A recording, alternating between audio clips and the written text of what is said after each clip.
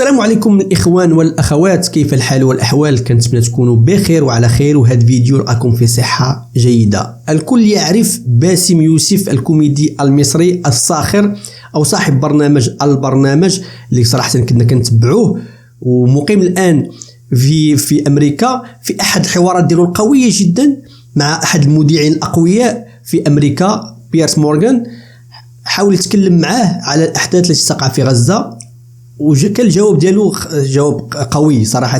تكلم بالسخرية بالساركازم، وحاول يوصل واحد الرسالة. أعتقد أن هذا الفيديو راه شاهد، راه تابعوه الملايين في أمريكا وعبر العالم، وهذه طريقة ربما وسيلة أننا نوصلوا الرسالة ديالنا بطريقة ممكن الآخر أنه يفهمه بطريقة هزلية فيها السخرية السوداء. فيديو قوي وقوي جدا، يعني أمثلة رائعة، رغم أنه فيه كلام قاسي. إذا ما كنتيش مستعد نفسيا أنك تسمع كلام قاسي، ما غاديش ممكن أنك يعجبك الفيديو. خليك تشوف الفيديو من الأول حتى الأخير، فيديو مترجم بطبيعة الحال. خليك تشوف الفيديو. إلا كنتي أول مرة بطبيعة الحال كتزور القناة، يسعدنا الاشتراك في القناة، وشكرا للناس اللي كيديروا لايك قبل ما يسال الفيديو. خليك تشوف الفيديو ونتلاقاو في الأخير نناقشوا بعض التفاصيل ديال باسم يوسف. First of all, what is your reaction to what happened on October the 7th? Oh, it was terrible, of course. I mean, we kind of get our news kind of also secondhand because, you know, my wife's family, they live in Gaza. They have cousins and uncles there, and their house also was bombed. We haven't been able to communicate with them for the past 3 days. Communication are lost. So we don't know actually what is the, how are they doing, but, you know, we're used to that. I mean, it's just like, it's very repetitive. We're used to that. We're used to them being bombed every time and moving from one place to the other. You know, it's just like those Palestinians, they're very dramatic. Israel killing us. But they never die. I mean, they always come back. You know, they're very difficult to kill, very difficult people to kill. I know because I'm married to one. I tried many times, couldn't kill her. I mean, there's a dark humor there, and I understand why. Because oh, it's not dark humor. I try to get to her every time, but she uses our kids as human shields. I can never take her out. Again, I understand the humor, but to be serious, Bassam, about this tonight. I will be serious. Now, I will be serious. I was watching your interview with Ben Shapiro, and I will tell you one thing. Yeah. I think that Ben Shapiro is one of the smartest people who ever walked this earth. He's very, very smart. I follow him, and I believe everything he said. And when he came on your show, his solution was, and I quote, his solution was that the solution for this is for Israel to annex Gaza and to kill as many son of bitches as possible to make sure that this will never happen again. And anyone who called for a ceasefire will be a terrorist sympathizer. So God forbid, I don't want to be labeled as a terrorist sympathizer. So I agree with Ben Shapiro. I think we should kill as many son of bitches as possible. Well, let me, so okay, far, but Bassam, let me... so far 3,500 people were killed, including 5,000 son of bitches in the bombing of the Baptist hospital as we speak right now. 1/3 of those 3,500 were children. So my question to Ben Shapiro is, how many more son of bitches do we need to kill so Ben Shapiro is happy? Okay, because it changes from one year. It changes from one. I'm sorry that. Listen, I'm really at a disadvantage here. I'm looking at a camera. I don't see you. I can hear you on my ear. The reason I'm interrupting is I think you might be. I think you're conflating different interviews with Ben Shapiro. He didn't use the phrase "sons of bitches" with me. Let me play to you what he actually said on my show. He did.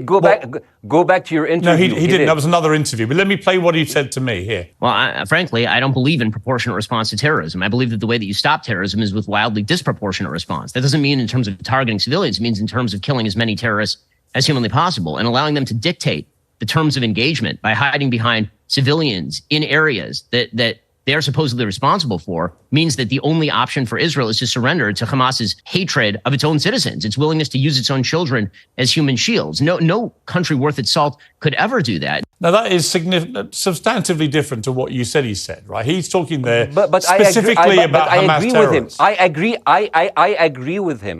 The thing is, the question is, what is a proportionate response? Because it has been different from one tier to another. So if you look to this graph, for example, this is the death of Israeli and Palestinians, and it's changing from one year to year. It's like fluctuating like crypto. So my question is today, what is the going rate today for human lives. I mean, 2014 was a great year for Ben Shapiro. 88 Israelis were died, and there was 2,329 Palestinians killed on the other side. That is one Israeli for 27 Palestinians. That is a very good exchange rate. What I'm saying is, what is the exchange rate for today?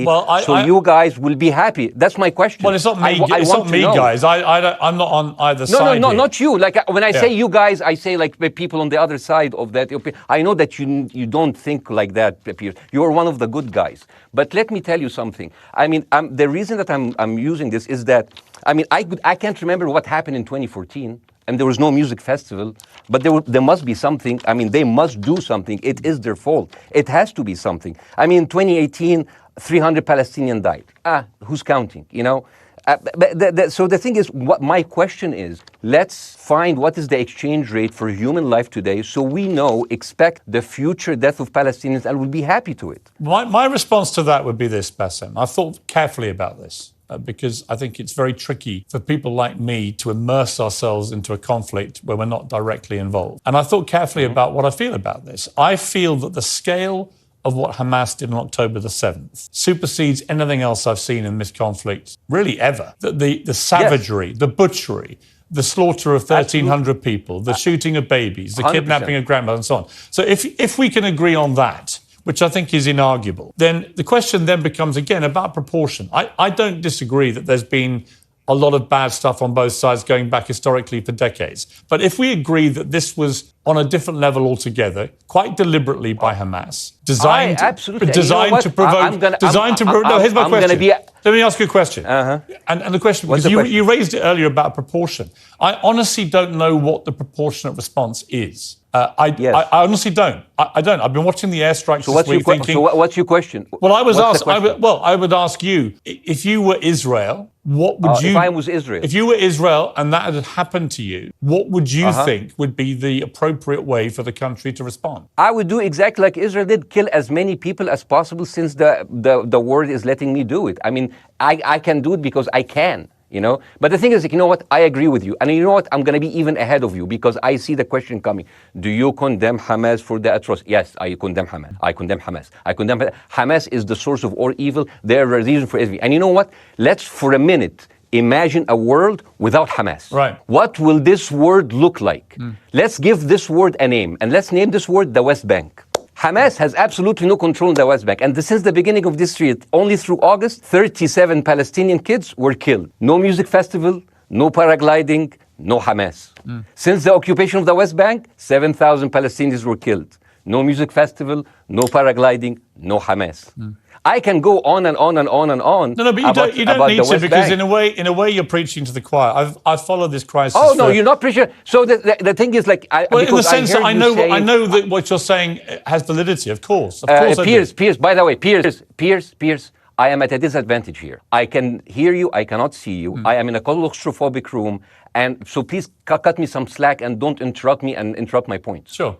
So, because this has to be fair. Understand. Because if you want to only hear your opinion, I can just condemn Hamas and go home. I can do that. So, do you want to do that, or do you have a much more nuanced conversation? No, I absolutely want to have a nuanced conversation. I wasn't aware I was interrupting you. I thought I was letting you speak. Amazing. So I would say I really applaud Israel for doing one thing that no military force in the world does. Because I heard Ben Shapiro and I heard Ron DeSantis, and they said Israel is the only military force in the world that warns civilians before bombing them. I mean, how fucking cute. That is so nice of them.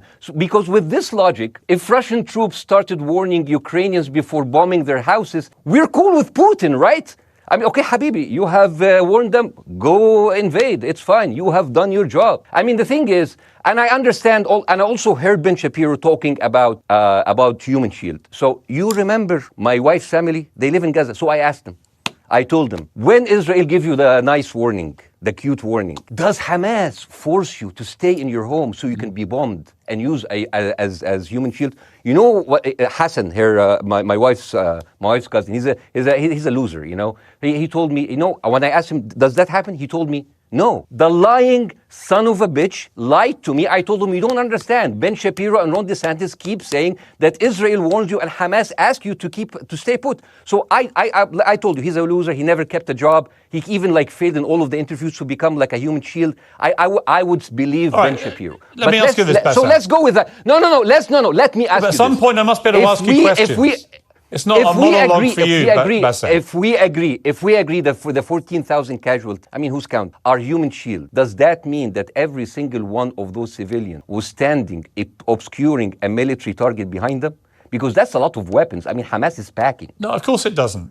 And look, So there's some collateral damage, lots of collateral damage. Yes, it's fine. Yeah, you kill some to save some, and then kill some more. Yeah, I agree. Yeah. Well, let me ask you this again. It comes back to proportionate response. When the world decided it had to get rid of ISIS because of the appalling butchery they were carrying out, it did so by also killing, very sadly, a lot of civilians along the way by doing airstrikes against places which but killing civilians are inevitable. You said that in the beginning. My point is, it's inevitable. Yeah, but once Israel has decided that they want to get rid of Hamas, and Hamas is embedded with civilian population, I'm very concerned about what's going to happen next. I've written a column tonight saying, I remember the Iraq war, which I opposed, right? I remember all this. So my question for you is, what would you think would be an appropriate response by Israel to what happened?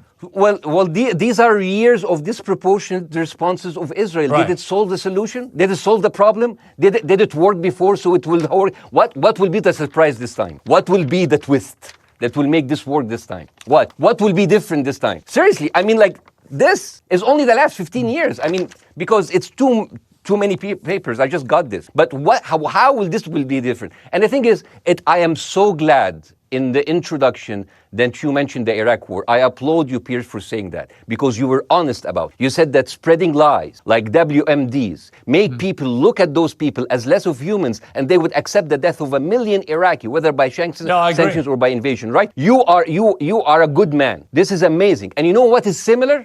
Is when you spread the lies of 40 decapitated babies, although it was refuted. So what happens when people hear that, killing babies is horrible. But when you say decapitated 40 babies, you are planting a certain image with a certain trigger in people's mind. Who has said that? Who has said 40? Who has said that? You have said 40 decapitated. Who has said that? You have repeated. No, I haven't. What? I've never said that. You haven't said on your show 40 decapitated babies? Never. Ben Shapiro didn't say it? No. Ron DeSantis didn't say Nobody it? has said it. Okay, nobody said it? No.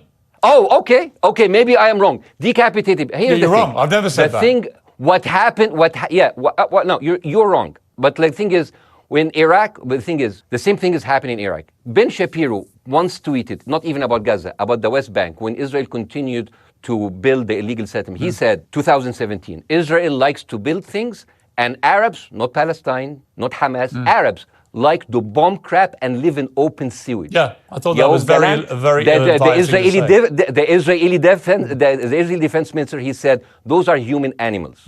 And the thing is, Ben Shapiro should know better, because, long before the Holocaust, before Jewish people were thrown in the gas chamber, the Nazi propaganda called them rats. Now, as a human being, I will never accept that another human being being thrown into a gas chamber. But a rat, kill 10, kill 1,000, 3,500. They are son of a bitch. They are human animals who live in open sewage and decapitate babies. And because of that propaganda, Mr. Morgan, that guy in Illinois, the 71-years-old guy, he killed, stabbing the 6-year-old Palestinian kid in Illinois 26 times. And he used to play with him. They used to be friends. But he went in, marching into their apartment, stabbing his mother and killing him, shouting, all Muslims could die. Yeah. It took you 80 years to change one word from Jewish to Muslim. And then you transferred your guilt to us and took away our land. Bassem, let me ask you a question. That deal sucks, man. Let me ask you a question. How do we get from where we are now to peace? Well, first of all, you need to change the perception. Nikki Haley, the American presidential candidate, said, we are in Israel in this because it's a fight between good and evil. Now, if you already decided someone is good, he can do no evil. And if you decided someone is evil, it's good to kill them. killing them is good. You see, and the thing is, it is not like something new. I mean, I look at history and I see, I'm sorry to say this, but Westerners has always dealt like this with indigenous people. You first treated them like savages, you know, Native American, First Nation, Aboriginal. They're savages. Kill all the savages. And then when they're almost extinct, you start feeling sorry for them, you know, like animals. So maybe the solution is that we kill as many Palestinians as possible so the few of them that remains do not bother you. And maybe Netanyahu, when he lives for another 100 years, he'll become a tree hugger. Let me just challenge you on this. And he will campaign for preserving the three Palestinians. You keep talking about Westerners like me. Okay, so let me return the favor, okay? Hamas is dedicated to the complete eradication of Jewish people. I am not the spokesman for Hamas. I'm not saying you are. Why do you keep... I'm not saying you are. I'm not their spokesman. You're talking to me. I fucking hate them. Fuck Hamas. Hamas. No, are you happy? You're missing my point. You're talking in a generalized way about people in the West who always talk about Arabs as savages. I don't. No. I'm talking about America. I actually led the campaign. I led the media campaign in this country against the Iraq War. Okay, so I don't see... I don't see people in the Middle East as savages. You are one of the good ones. But what I would say is... I'm not talking about you. You're great. No, it's not about me being great. You're amazing. We love you.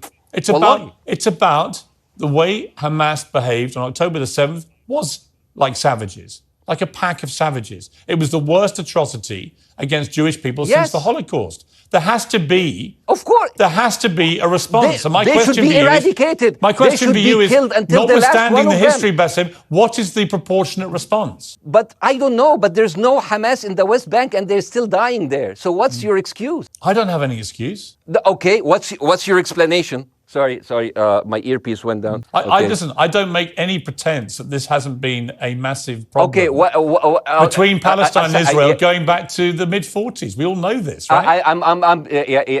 Piers, listen.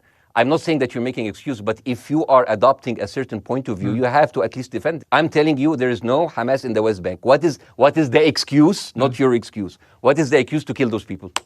Well, listen, this question of proportionality is one that... No, answer my question. I've been answering your question. You answer mine. It's actually not my job to answer your question. It's not. Okay, not your job. Not. I agree with you. I'm more interested in you, who has family in Gaza, who's an Egyptian in the Middle East, right? I'm more interested in what you have to say. Okay, I'm telling you.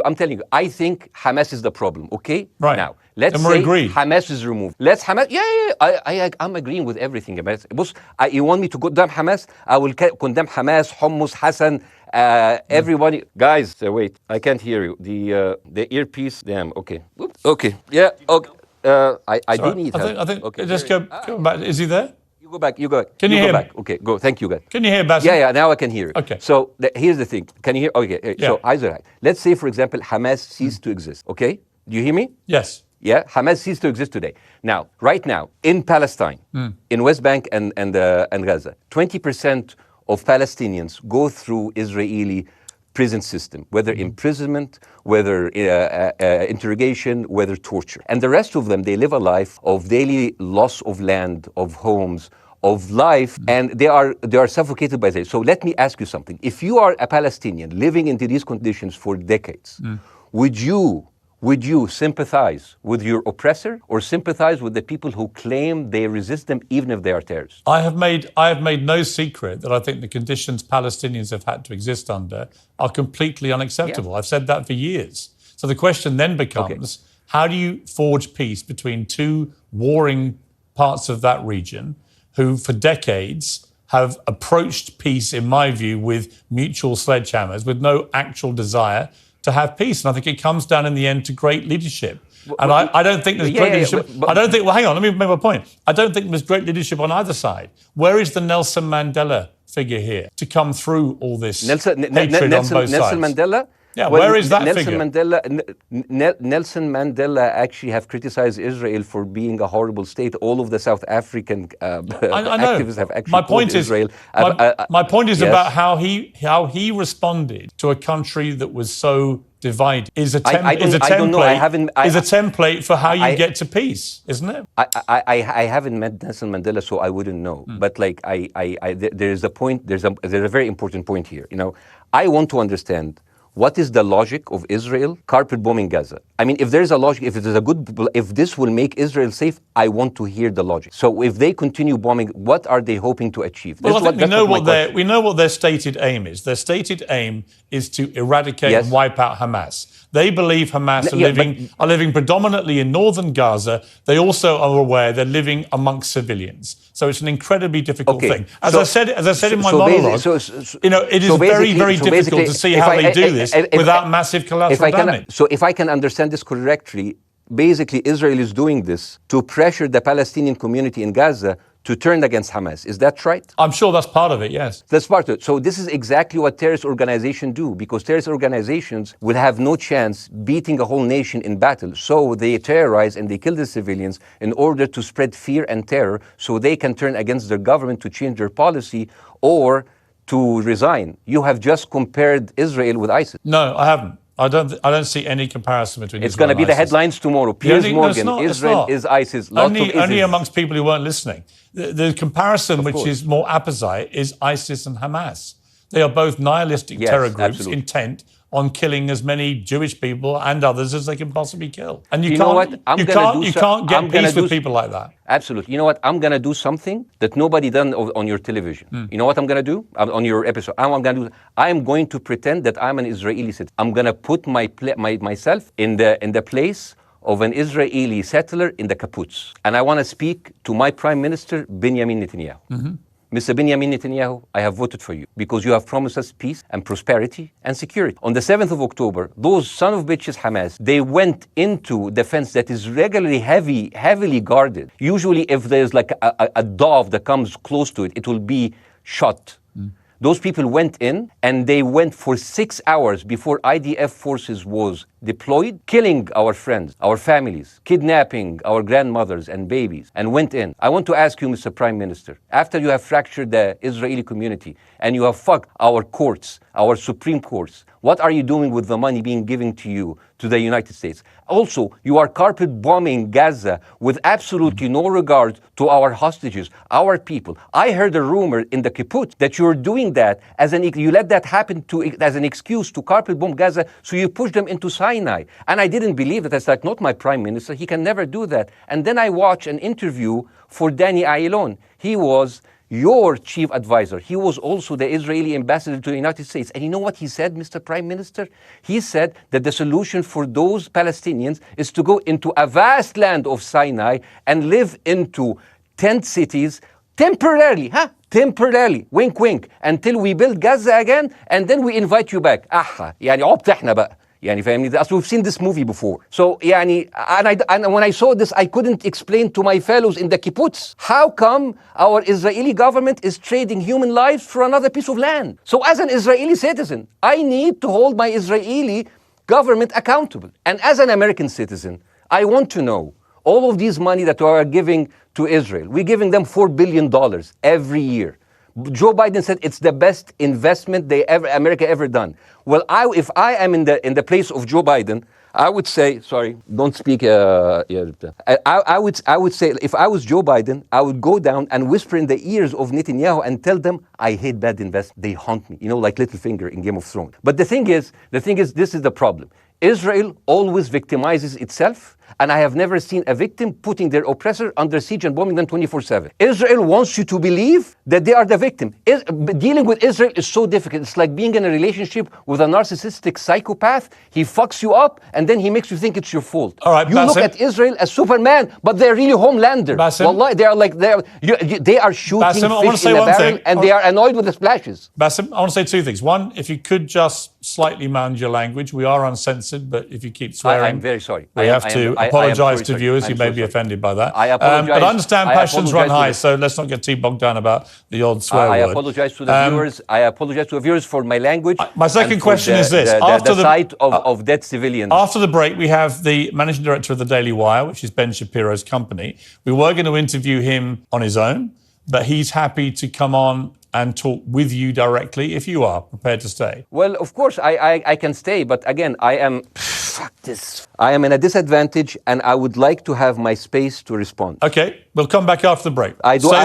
But this sort of moral equivalency thing, I don't think is a sign of decency to engage in a conversation about moral equivalency. Let me bring Bassem back in. You've been listening to this, Bassem. What's your response to what Jeremy's been saying? I'm sorry, I didn't catch the gentleman's name.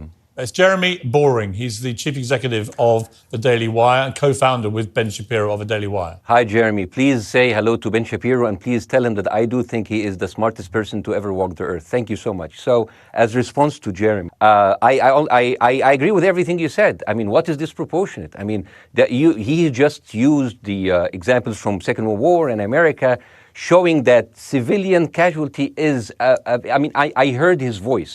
He was very sad. And as he was telling us, it is so inevitable to kill so many civilians because it's something that we cannot avoid. I hear the sadness in his voice. And I know that it's a very difficult decision to kill all of these civilians because that's for a higher cause. And I understand. But my question, I have two questions. The question is, how can you justify the killing in the West Bank where Hamas does not exist? And if the disproportionate response during over all of these years have actually worked, what will be new this time that did not happen before? I just want to. That was my question. Okay, that Bassem, was my question. I'm gonna. Okay. So now, if I ask the question, can I say something on my side? Well, Bassem, with respect, a little bit personal. Bassem, with respect, I gave you half the show to have your side. Jeremy's had a lot less time. I'm going to have to. You want me to leave? Bassem, I'm going to have to let you go because we've been on air with you for 40 minutes. Okay, now. bye. Right? But listen, bye. I would like to talk to you again, and thank you for joining the program. I appreciate it. Oh, by the way, my wife's family is all right, and they sent us a house. It's bombed. It's beautiful. It's going to be a good. Like Halloween theme. So I'm very sorry for what your family are going through in Gaza, and I mean that very sincerely. By the way, I don't know. I don't know him. By the way, I haven't actually met them. They didn't even come to my wedding. They couldn't because they are stuck in Gaza, and she never saw them because Gaza is not a destination. Bassem, as I say, we hear their voices, and it's they die. It's fine. It's fine. Bassem, I wish your family all the very best. Thank you for joining. كما شفتوا الإخوان يعني تدخل قوي وقوي جدا من عند باسم يوسف، مؤثر فعلا، نعتبره مؤثر لأنه كنتذكروا أنه كان بوحده في برنامج ديالو، البرنامج كان قالب مصر في أيام الإخوان وحتى في أيام ديال الحكم ديال السياسي، لأنه كان يهدد استقرار بلد بقوة البرنامج ديالو وقوة السخرية ديالو. وهنا كنعرفوا أن الجيل الجديد من المؤثرين والصحفيين كيعتمد على طرق أخرى لنشر المعلومة، ناهيك على أنه طريقة أنه إنسان ملم بالوضع وملم بالقضية. كفانا من الطرق التقليدية، بلاطوهات اللي فيها النهيق وفيها الزفير وفيها مجموعة الأمور، لكن هناك الغرب يحتاج إلى طرق أخرى لتوصيل الرسالة وطرق بهذا النوع اللي تثير الانتباه. تفاعل معايا في هذا الموضوع كي جاك التدخل ديال باسم يوسف في هذا البرنامج القوي، التبريرات ديالو، شدة الكلام ديالو، يعني كلام قوي جدا. واش في نظرك هذا النوع ممكن يأثر ولا الرسالة توصل للعالم الغربي؟ لأنه العالم الغربي بكل الأسلحة ديالو وبكل الإعلام ديالو بكل ماكينات البيج ميديا ديالو خدامة تشوه في هذه القضية وفي نفس الوقت تغلط الرأي العام العالمي. تفاعل معي في هذا الموضوع. إلا كنتي أول مرة دير معنا اشتراك، وبطبيعة الحال شكرا بزاف الناس اللي يتفاعلوا، وبطبيعة الحال الناس كيديروا لايك قبل ما يسال الفيديو. اللقاء فيديو آخر إن شاء الله. تهلاو.